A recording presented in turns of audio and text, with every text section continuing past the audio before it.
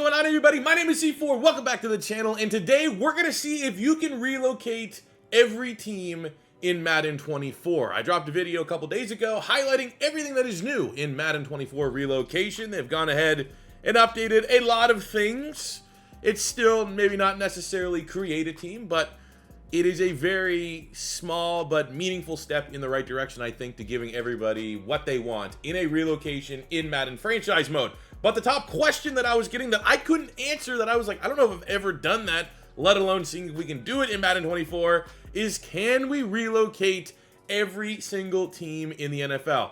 I have no idea. I did not do like offline a sim to see if I could do this or not. We're gonna figure this out together. This could be a 2-minute video. If it doesn't work, it could be a long video. If I can relocate all the teams, and I want to kind of just sim and see how everything kind of breaks down. So let's see if we can relocate every team in Madden 24. So first, we will start with the Commanders, just because I think they're one of the top teams that could potentially relocate. Got the new owners, stadium sucks. So we are going to make them the Antlers. We're just going to kind of go in order here, nothing too crazy. And we now have the Anchorage Antlers. One team down. Just for reference, in case this works and you want to do something like this yourself and you're not exactly sure how, I recommend doing an offline franchise. I don't know if you can do it in an online, but in an offline franchise, you can create and control every team. You can create and control all 32 teams. That's not going to be the hang up. The hang up is going to be, are they going to allow us to relocate every single team? So now you go in, you create a new character. We'll go to another team that can potentially move with the Jags here, and we'll see if we can finally put them in London. Okay, so far so good. It let me start the relocation process anyway with the Jacksonville Jags. We're going to throw them in London. And I almost think this should be like just keep them the Jags. But London. Oh, man, I don't know much about. I've been to London before. I've been for a minute. We're going to go with the London Monarchs. Sure. Do it again. I have a good feeling this might work. It would be weird that I can do like more than one, but for them to kind of put a cap in there. So we are going to move the Chargers to now become the Paris Wizards. I'm going to take my Philadelphia Eagles. I'm going to put them in the best city in Canada. My favorite city in Canada, Montreal. And we are going to make them the Montreal Thunderbirds. Keep the birds theme alive. All right, now we get the band. This is going to be the last one I'm going to show because obviously I don't want to do this every single team. So we will come back if I get stopped, if I can't continue to go, but we're going to move the Bears and we're going to make them the Tigers. We were able to do it. All 32 teams can be relocated in Madden 24. There's more cities than what you need, but there's exactly 32 relocation teams that you can choose from. I didn't really necessarily try to keep things in the same region, especially when you got down to like the bottom of the barrel. You kind of just had to make ends meet here a little bit, but let's introduce to you the Reshake It Up NFL. In the AFC North, we have the San Antonio Armadillos, the Virginia Beach Caps, the Columbus Condors, and the Vancouver Dragons. Vancouver, very north in Canada. Technically, it's north of America, so it works. The AFC South is now the London Monarchs, the Orlando Mountaineers, the Houston Oilers, and the Canton Steamers. AFC East, we have the Buenos Aires Blues, the Toronto Huskies, the Louisville Lumberjacks, and Tokyo Redwoods. AFC West, Omaha Aviators, Oakland Black Knights, the Salt Lake City Bulls, and the Paris Wizards. NFC North, the Melbourne Dreadnoughts, the Oklahoma City Pioneers, the Dublin Shamrocks, and the Austin Tigers. NFC South, Rio de Janeiro Bisons, the Mexico City Desperados, Memphis Elks, and San Juan Riverhogs. NFC East, the Albuquerque Antlers, the Brooklyn Sentinels, the Anchorage Snowhawks, and the Montreal Thunderbirds. The NFC West is the Honolulu Golden Eagles, the San Diego Nighthawks, the St. Louis Orbits, and the Chicago Voyagers. In case you're wondering, no, I'm not a Cardinals fan. Plugging. Soon, the main channel Madden 24 Cardinals franchise is coming. Got the fresh shaved head. Look at this. We got the other hat. This hat looks dope. It's coming. Now I want to simulate one full season to figure out who and what city is going to get their first Super Bowl title. But we're going to preview some of the top contenders in both the AFC and the NFC so you guys can kind of familiarize yourself and get expectations. And maybe someone will surprise you when all said and done. But in the AFC, the Armadillos with Joe Burrow, Jamar Chase, T. Higgins, and Joe Mixon are expected to be one of the most prolific offenses in the NFL as long as they can stay healthy. Right behind them in the AFC, maybe even ahead of them, the defending former Super Bowl champions, and I think the best 1-2 punch at receiver and quarterback in the league, the Aviators, led by Travis Kelce and Patrick Mahomes. That's more than enough star power for them to get back to a Super Bowl and bring a first one as an Aviator. Toronto Huskies have a whole lot of hype right now in the AFC. You have some of the best young rookies in Sauce Gardner and Garrett Wilson, but the massive addition for the Huskies, landing Aaron Rodgers, 4-time MVP in the offseason. They're going to be right in the hunt there for the best team in the AFC. The last of the S-tier teams in the AFC, we have the Redwoods, who have a cover athlete.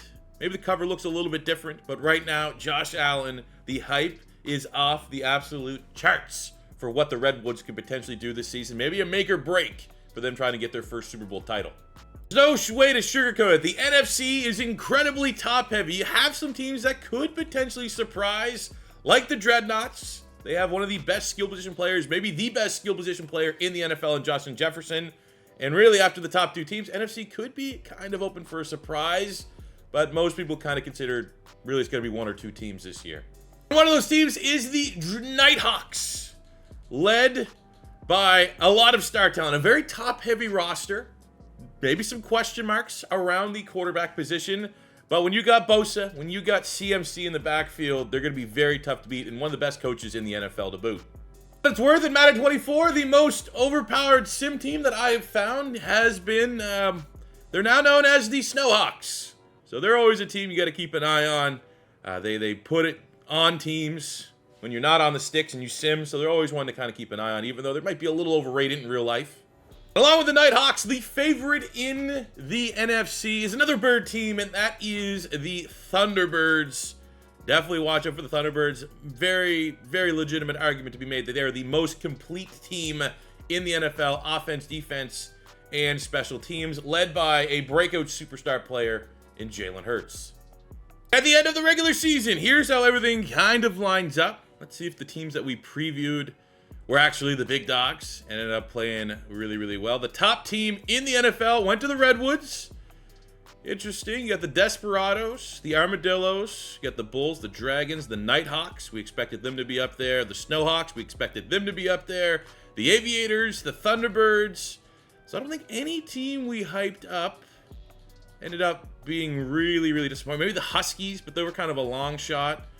So, as expected, the top tier teams have made it, with the 1 seed being the 15-2 Tokyo Redwoods.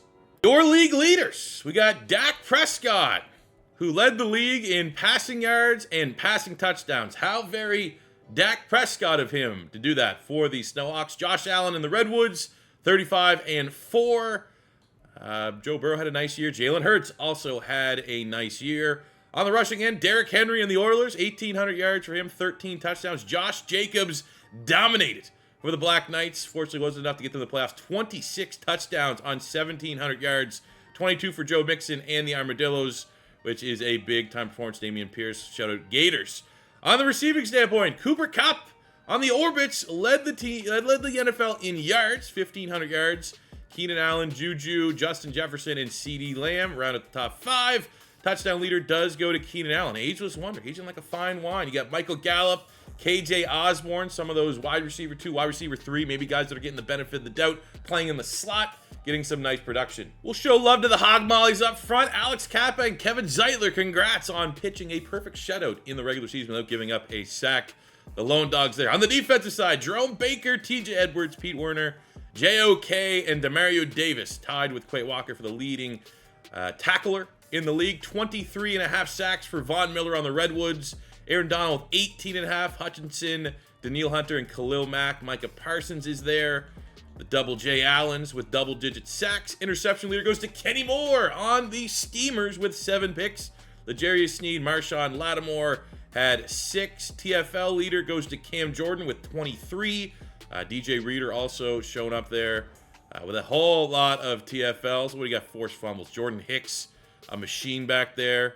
What do you got for defensive touchdowns? 2 defensive touchdowns for the ultimate old head right now in Madden. That's still playing at a pretty high level. Pat Pete on the Caps, finishing with 3 picks, 2 touchdowns. Best kicker, I'll give it to this Shudak guy. He went 100% on 17-17. Not bad. best punter. Show love to the punters who got the most gongs. That's all that matters. Rigoberto Sanchez, most gongs. Shout out to him. MVP goes to Josh Allen on the Redwoods, just narrowly beating out Dak Prescott and Jalen Hurts. Coach of the Year goes to Sean Payton and the Bulls. AFC Offensive Player of the Year, Josh Jacobs. We got Von Miller, Defensive Player of the Year. Offensive Rookie of the Year goes to Zay Flowers. Defensive Rookie of the Year goes to Jordan Battle. Josh Allen for quarterback, Josh Jacobs for running back. Keenan Allen for wide receiver. Zeitler for offensive lineman. Didn't give up a single sack. Von Miller for D lineman. Josh Allen for linebacker. Kenny Moore for DB. And Caleb Shudak for kicker. That is for the AFC. In the NFC, Jalen Hurts wins Offensive Player of the Year. Shout out for him. Beating out Dak Prescott is what it is. Aaron Donald, Defensive Player of the Year. Offensive Rookie of the Year goes to Bijan Robinson on the Desperados. Defensive Rookie of the Year goes to Devin Witherspoon on the Voyagers. We have Dak Prescott wins the award for top quarterback. CMC for running back. Cooper Kupp for wide receiver. Chris Lindstrom for offensive lineman. Aaron Donald for D lineman. Daniil Hunter for linebacker. Marshawn Lattimore for DB. And something known as a Tanner Brown at kicker. Here's a look at the playoff bracket after the wild card round, setting up a divisional matchup between the Redwoods and the Wizards. We have the Armadillos and the Dragons on the AFC. On the NFC side, you have the Desperados and the Thunderbirds, the Nighthawks, and the Sentinels. The divisional round is come and gone. The Redwoods moving on. They are heavy favorites right now to complete their destiny and win the Super Bowl. The Dragons narrowly beat the Armadillos 21-20. We have the Thunderbirds knocking off the Desperados 24-14. And the Sentinels defeating the Nighthawks 37-31. That is a big upset. It's also worth mentioning the Snowhawks. You know the Snowhawks made the playoffs, lost in the first round. Interesting. We'll hop in, play the moments for both AFC and NFC Championship and the Super Bowl. So we're going to start in the AFC as it's the 13-4 Vancouver Dragons taking on the 15-2 Tokyo Redwoods. We'll keep it classy. We're not going to get too hands-on or anything. We just want that front row to sit back and watch how everything plays out here between two very nice teams, Tokyo and Vancouver. We're going to go in here, play the moments. My prediction is Tokyo is going to win. Josh Allen is playing on another level, but Vancouver does have Lamar Jackson, who does have a lot of questions about is he a postseason quarterback? Maybe more so than Josh Allen, because both these quarterbacks are very talented, but not a lot of postseason success, and there might be a potential upset on the cards here as Vancouver's up 21-7, looking to bring a Super Bowl title to the awesome country that I call my home, Canada. But Tokyo is not going to go away. They're also fighting for the first Super Bowl in the history of Asia. That'd be monumental. It's a gigantic market. So this game is coming down to the wire, 28-25.